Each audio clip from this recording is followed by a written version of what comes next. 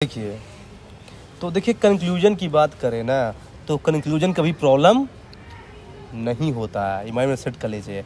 यदि आप कंक्लूजन को प्रॉब्लम में ख़त्म कर दिए ना, तो फिर आपको भी प्रॉब्लम हो जाएगी एग्जाम में, नंबर खत्म हो गया। हाँ। तो कंक्लूजन हमेशा फ्यूचरिस्टिक होना चाहिए, ऑप्टिमिस्टिक होना चाहिए, वैल्यू बेस्ड होना चाहिए और सजेस्टिव होना चाहिए। तो जैसे मतलब कोई क्वेश्चन ऐसा आ गया है ना, कि जैसे मतलब क्या है कि देखिए बहुत ज़्यादा डाइवर्सिटी इंडिया में है, रिच और रिच हो रहा है, पुअर और पुअर हो रहा है, तो आपको इसका कंक्लूजन लिखना है मान लीजिए। तो इस कंडीशन में क्या लिख सकते हैं कि देखिए क्या है कि है ना, there is a need of a just and more inclusive society and for that there is a need to develop transparency accountability in the long run. Short term में नहीं, ये लॉन्ग रन में होना चाहिए, तब जाके सोसाइटी के निर्माण, मतलब विजनरी लीड बता रहा हूँ मैं कि ऐसा लीड करेगा। इसे बोलते हैं विजनरी टाइप का इंट्रोडक्शन।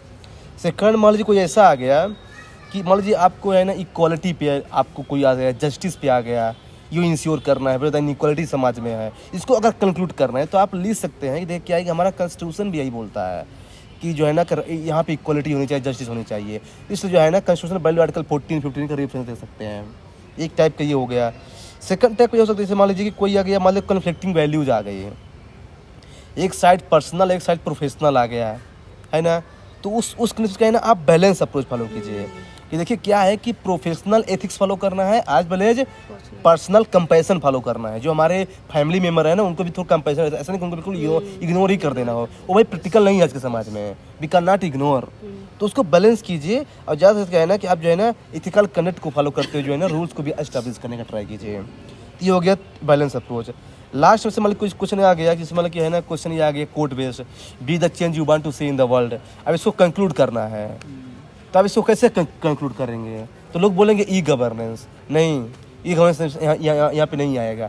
यहाँ पे ऐसा लिखिए ना कि क्या है कि चेंज से रिलेटेड कुछ लिखिए कि मतलब जैसे क्या है कि क्या है कि चेंज केवल एक अकेले काम नहीं है। मोदी चाहे तो उनके सोचने से कोई चेंज नहीं आएगा जब तक पब्लिक पार्टिसिपेट नहीं करेगा। तो ऐसा लिखिए ना कि change is a collective action which requires all stakeholder, then that it will lead to larger impact. ऐसा कुछ लिख सकते हैं। फिर मान लीजिए कोई सोल्यूशन बेस्ड कंक्लूजन दे सकते हैं हम।